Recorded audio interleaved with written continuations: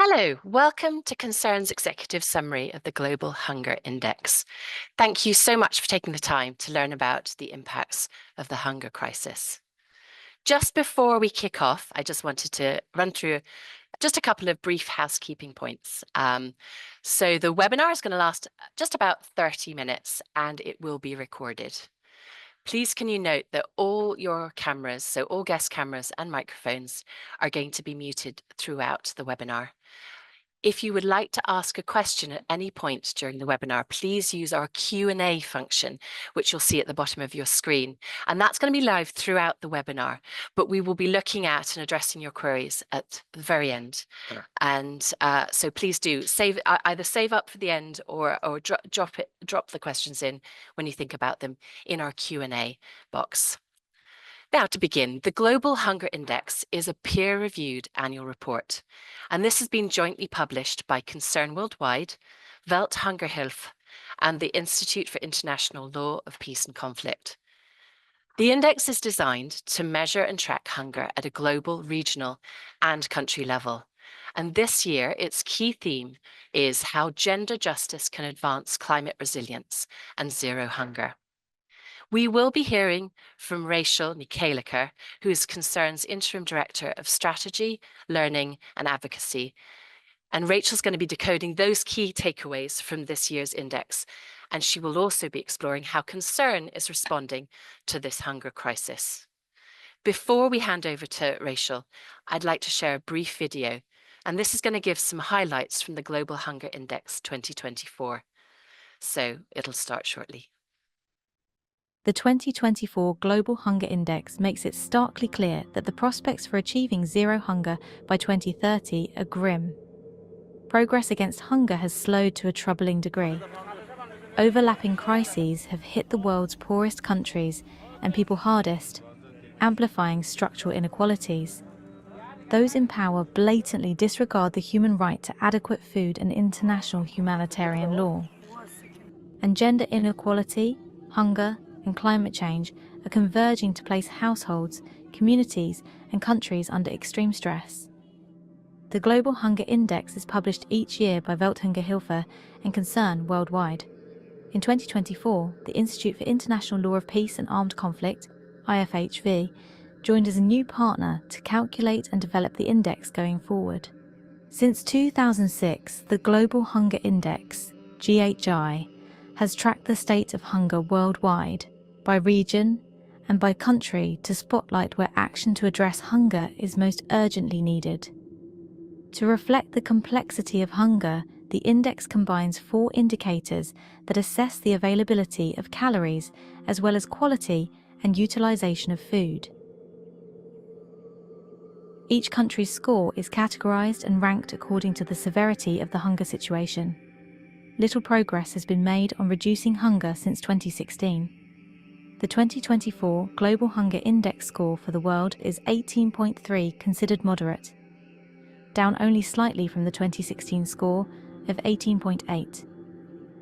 Underlying this moderate score is the reality that for billions of people, the right to adequate food is out of reach. Across the globe, 733 million people are undernourished, while 2.8 billion people cannot afford a healthy diet. Conflicts have again raised the spectre of famine. The wars in Gaza and Sudan have led to exceptional food crises. In 42 countries, hunger remains serious or alarming, with most of them clustered in Africa, south of the Sahara, and South Asia. Among countries with moderate, serious, or alarming 2024 GHI scores, more than half have seen progress against hunger stall since 2016, or even be reversed. 6 countries have levels of hunger considered alarming, indicating widespread human misery, undernourishment, and malnutrition. Somalia, Yemen, Chad, and Madagascar are the countries with the highest 2024 GHI scores. Burundi and South Sudan are also provisionally designated as alarming. The 2024 GHI results reflect overlapping crises, including armed conflicts, high food prices, market disruptions, debt burdens, and climate change. All of these hit the world's poorest countries and people hardest. Countries where hunger and gender inequality are high also tend to be those where food systems are at high risk from climate change. Discriminatory norms and gender-based violence often place women and sexual and gender minorities at heightened risk of food and nutrition, insecurity, and climate change impacts while hampering their ability to cope with these challenges. Gender justice, that is, equity between people in all spheres of life, is critical to a just world and to achieving climate and food justice.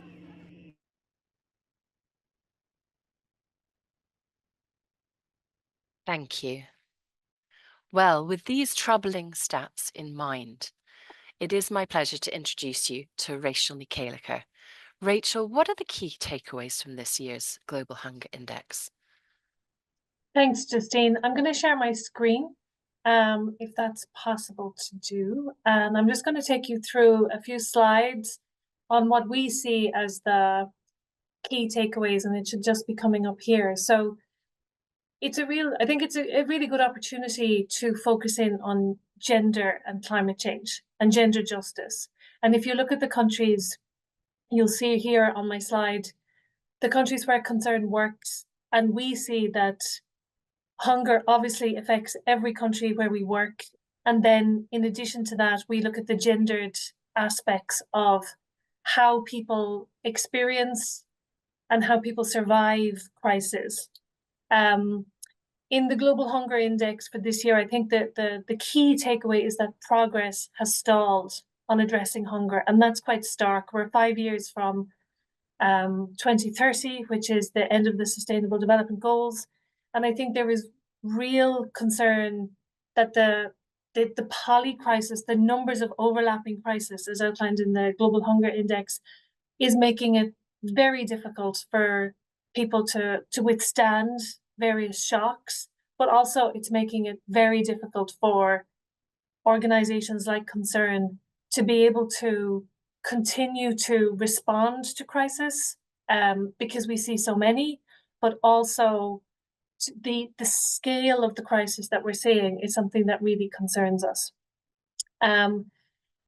In the Global Hunger Index, it measures 4 indicators, which is, as the video outlined, undernourishment, child stunting, child mortality, and child wasting.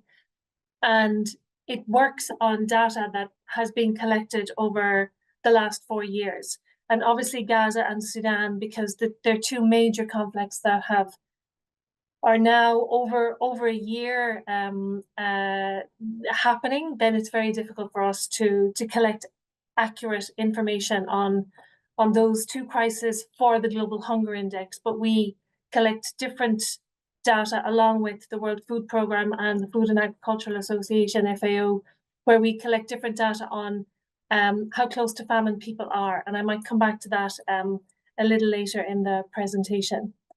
For Concern, many of you will be familiar. We work in 26 countries. We reached 30 million people in 2023, which is a phenomenal number.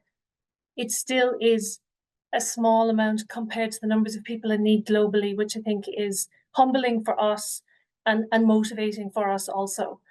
16.9 million girls and women across a number of very difficult contexts, from Afghanistan to Somalia to Burkina Faso and so on. We put a huge emphasis on education and livelihoods. And the reason we do that is because the only way to address some of the more harmful cultural practices that exist in some countries is through education. And it's education at all levels. It's education for children, obviously, but also educating families, educating communities, working with governments, working with local community structures, understanding power imbalances, so we can really give a holistic program approach, and also that we're not just giving seeds, for example, or we're not just doing one set of training, we're actually working with communities to progress long-term change.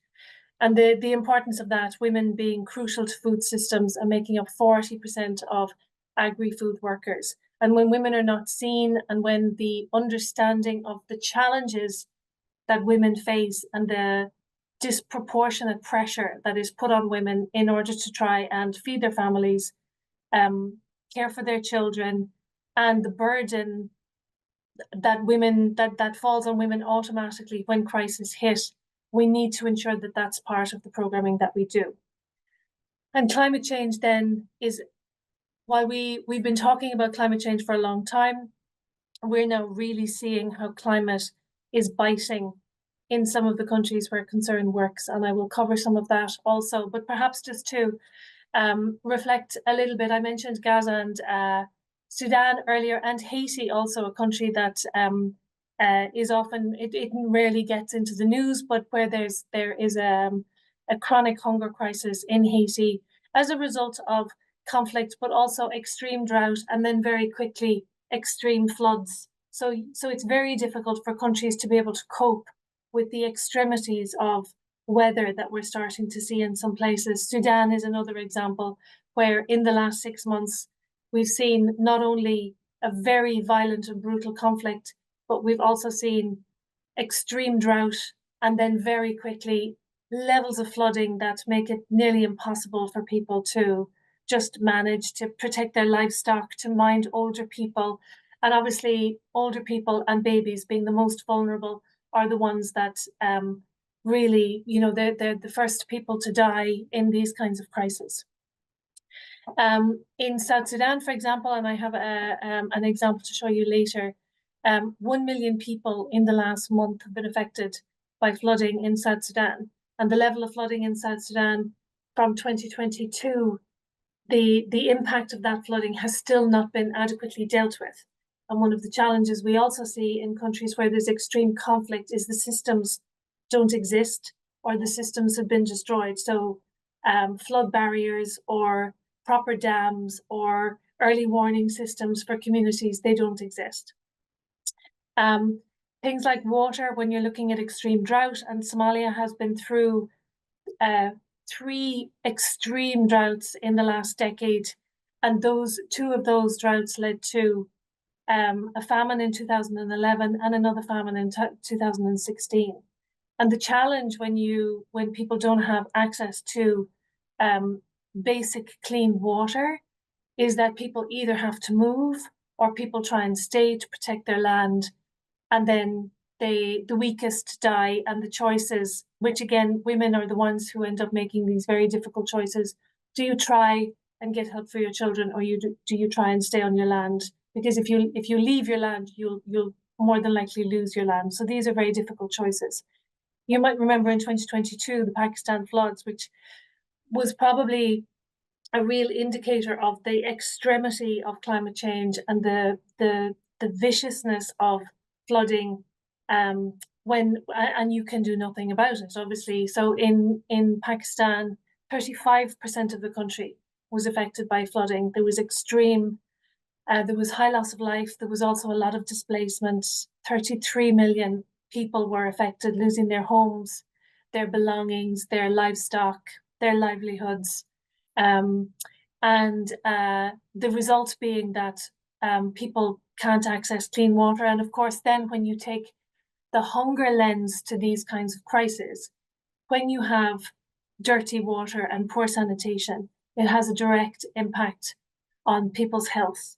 And diarrhea with small children, as we all know, is very dangerous. Children then become malnourished. Their immune system is weakened, which is where we often see that there would be huge measles outbreaks, because there's challenges with immunization, but there's also the immune system is weakened because of malnutrition and increased infection. So when Concern looks at hunger and climate change, this is the focus that we take, is not just on the heaviness of the rains and the damage to the environment, but the wider impact of these climate shocks on how the extreme poor can survive. This photo is from Cyclone Haiyan, which is a good example of what can happen in education. So this was a school, and this is another element of our of the damage that we also assess in relation to climate. So in the last year, for example, we've seen in Asia schools closing because of extreme heat, when it's just simply not possible for schools to open. Also, if you have extreme heat and drought, then you don't have the sanitation for children to be able to go to school. But so there's other knock-on effects on what climate does to people's capacity to develop, and how we can address extreme hunger. I've touched on a number of these points, so I might just keep going here, Justine, in the interest of time. So I'd mentioned Sudan, but also South Sudan, which has had extreme flooding, and in the last couple of months again, where you'll see, these were villages and fields, and the cycle of extreme weather patterns means that first, farmers don't know when it's a good time to plant. They might plant seeds, and then there will be very heavy rains, and the seeds are gone, and those seeds can't be replaced, often because there's no other option. There's no stock, there's no credit facility, and we're concerned in some countries where we can work with farmers then, that we work with them on how they can manage the weather patterns. We also provide drought-resistant seeds. We also help farmers to build seed banks. So when you have these extreme weather events, that there would be co-ops, there would be opportunities for people to say, okay, we actually know we can withstand this. We just need to wait for the flooding to subside, and then we'll get back out and we'll be able to cope. And we in Kenya, for example, in the last 6 months, we've seen that in a fantastic climate smart agriculture program that Concern has been working. Severe flooding absolutely destroyed the entire area, but the community was resilient because the plans were in place. And once the water subsided, they were then able to get out and plant. And it's hope. It's also just basic resilience and investing in livelihood, so that communities who are not waiting for someone to give them a handout, but they are investing in their land, and that's where we can provide that kind of support to people. This is an example of where working with women, building dikes around fields to protect from flooding. So when you don't have systems because of conflict, because the government doesn't have the money, and that could be for many reasons, whether it's paying external debts or that they're fighting conflict on a number of fronts, there isn't the type of investment that people need to protect their assets. And the lady with her 15-month-old seen here. So RUTF is it's ready-to-use food, which Concern provides. It's a peanut-based food, and when we look, it's a good example of how our innovation and our adaptation to context, and really working with communities and understanding what they need. So traditionally, in a food crisis, a clinic would be set up in an area that was safe for aid agencies to be in.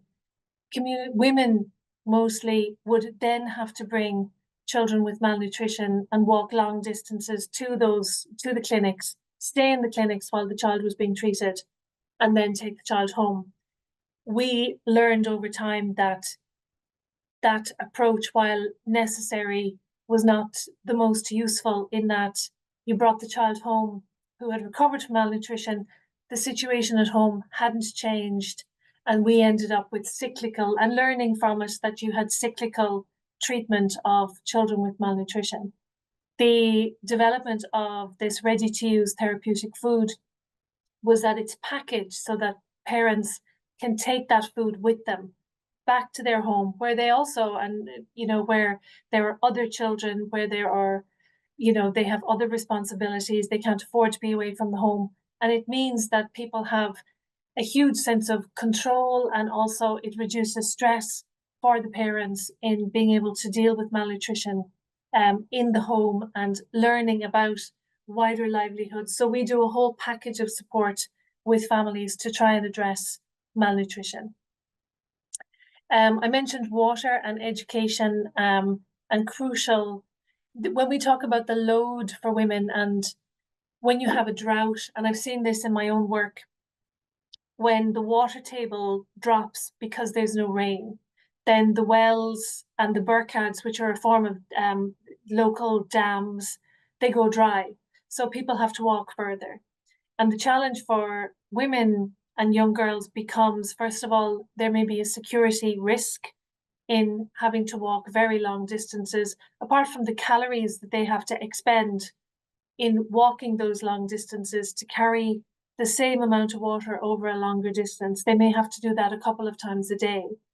If you have a family with a number of children, the boys may often have access either to education or the boys are out minding livestock. But in those kind of situations where the family is really stressed, education is no longer a priority, which means then you're not able to support the family to get beyond the coping that they are doing all the time, when education really does provide opportunities for families to, you know, to get out of extreme poverty.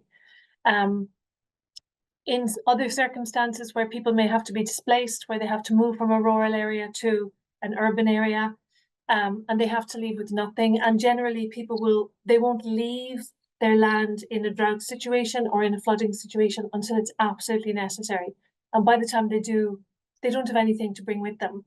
So hygiene kits are a very practical support that Concern provides. And in a hygiene kit, there will be soap, there will be water purification tablets, there will be a jerry can, and the emphasis is on clean water, because clean water is so essential to every other aspects of a family's health.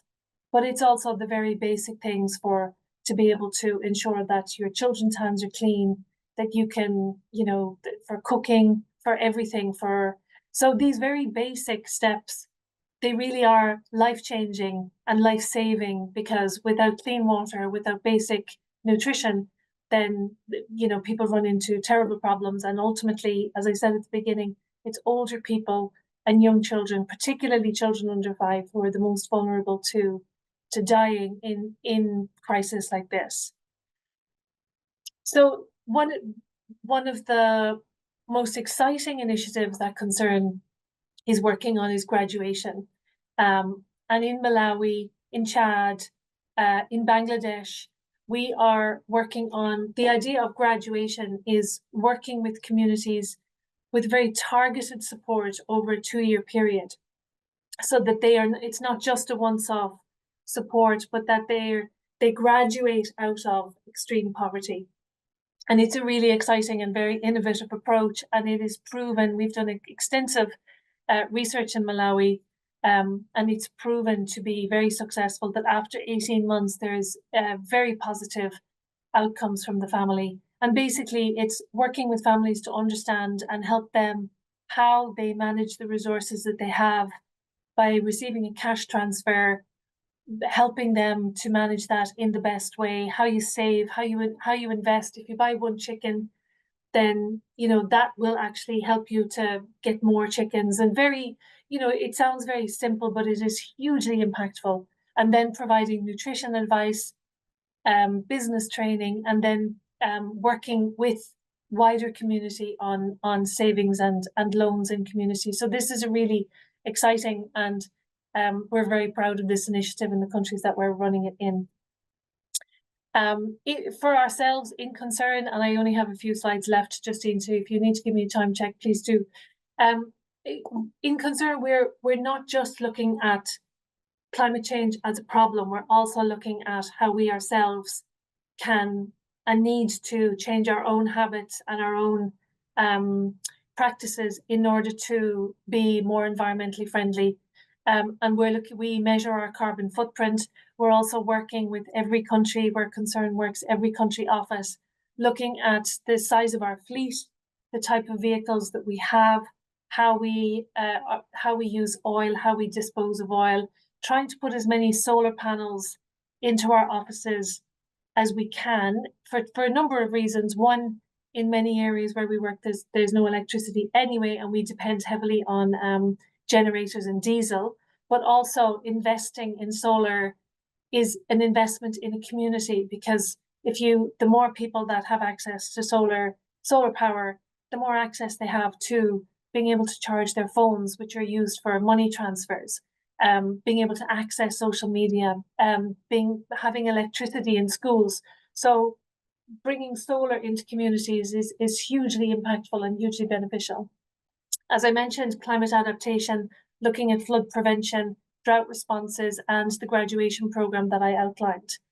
And our emergency response, I think back to where we started this conversation in terms of climate and the impact that climate is having, and climate security, which is a relatively new term, but again, it's something that we are looking at, that the numbers of countries that are in conflict currently and the lack of investment in being climate ready is a real concern for us, because it means that the countries, particularly across sub-Saharan Africa, parts of the Middle East, parts of Asia, where they're very susceptible to climate shocks, and the systems are not in place to build robust systems to support people and to protect the assets that they have and prevent people who may not be poor now, but there may be one or two major climate shocks away from sliding into extreme poverty.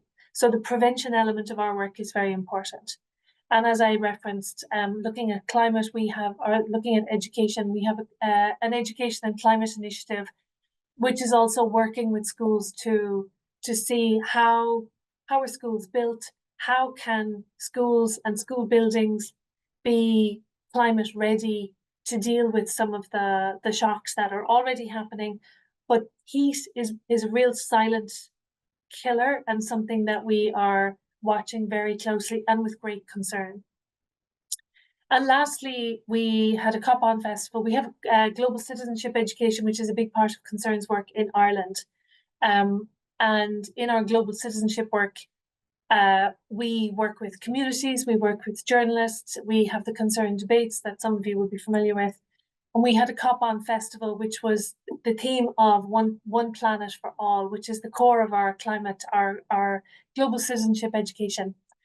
And a couple of things that came from that in terms of being positive around what people can do individually. So I thought it would be useful to maybe end on a very positive note, and I did just run through some of these points. And from this conversation, looking at climate and the gendered impacts of climate change, but also talking about climate and demanding media coverage of climate, because it isn't something that is an automatic go-to for the news.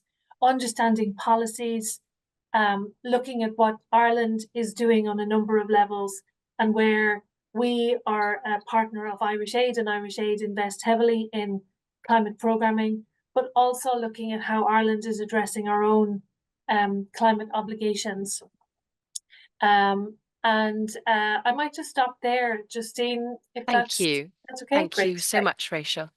I mean, that's hugely thought-provoking, and thank you also for ending on that positive note of that actually there are things that we ourselves can do too, particularly in light of the looming potential election that is coming to Ireland. I'm going to open it out to our guests. This is your opportunity to drop any questions you might have in our Q&A box. So you'll find that at the bottom of your screen on the right-hand side. And checking that box right now, I can see we do already have one question from Aisling. Thanks so much, Aisling. And I'm going to read that straight out. I have a question for Rachel. Did you feel there were any surprises from this year's index from your perspective? Thanks, Justine. I think the surprise is not so much in the country ranking, but I think the surprise is that the numbers of crises that are hitting the poorest countries, and the lack of international urgency around those crises. And in the middle, if you go back on the GHI over the past 3 years, if you go back into COVID, we looked at One Health, which was looking at the vulnerability of ecosystems, and looking at the impact of pandemics and so on. But underneath that, we also looked at how the global economy shut down during COVID, and the impact that had on very poor communities, where basic foodstuffs, the price went up. We also looked at how people coped and where governments were able to subsidize or support by, with social protection, but then looking at the countries where the governments weren't able to support with social protection and how the extreme poor ended up using every single resource that they had. The capacity of people to recover is really concerning.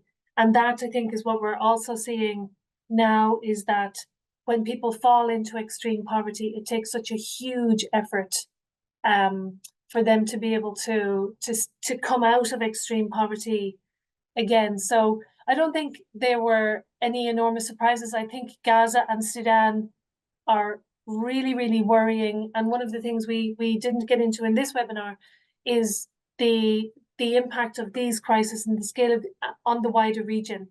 Obviously, with what's happening in Lebanon now, but the displacement in that region and how people were already extremely poor and barely able to feed their families. In Sudan, we're seeing huge displacement into Chad, South Sudan, Ethiopia, even into South Sudan, which is already a very extremely poor country. The global funding in order to be able to provide the amount of food that people need when they have no land, they're completely dependent on the work of Concern and others, where you're literally providing food for people in camps, you're providing firewood so they can cook that food, and that is a hugely expensive undertaking. And when you have hundreds of thousands, 2 million people have moved into Chad who are dependent on someone has to feed them. So I think that is probably where it's not so much a surprise, but I think the fact that the picture is really stark and it's not getting the political action that it needs. Thank you. We do have one more question in our Q&A box. Don't forget, if you do want to ask a question, the time to do that is now. We probably have time for one or two more. There's one more in the box from Tanara. How does the Global Hunger Index inform governments' response to hunger? So how does it help them to respond or target what they're doing? You're just on mute, Rachel. Sorry. That's a great question. In some ways, the Global Hunger Index can really annoy some of the governments who don't want people to see that picture. We use it as a very specific advocacy tool in our country programs. So our country teams in Kenya, in Bangladesh, in Liberia, Sierra Leone, Haiti, countries will bring the Global Hunger Index to have conversations with departments of health, departments of social protection, and we use it very much as an opportunity to look at the ranking, but also to cover the issue. And it's a very useful opportunity for Concern with Welthungerhilfe and also with our other partners and communities to raise the issues. And for example, gender is one that looking at gender through a climate lens brings you to a different audience. Generally, gender will be looked at by the Ministry of Women, for example, but looking at it from a wider perspective is really what we want to try and do, and also taking that angle on hunger.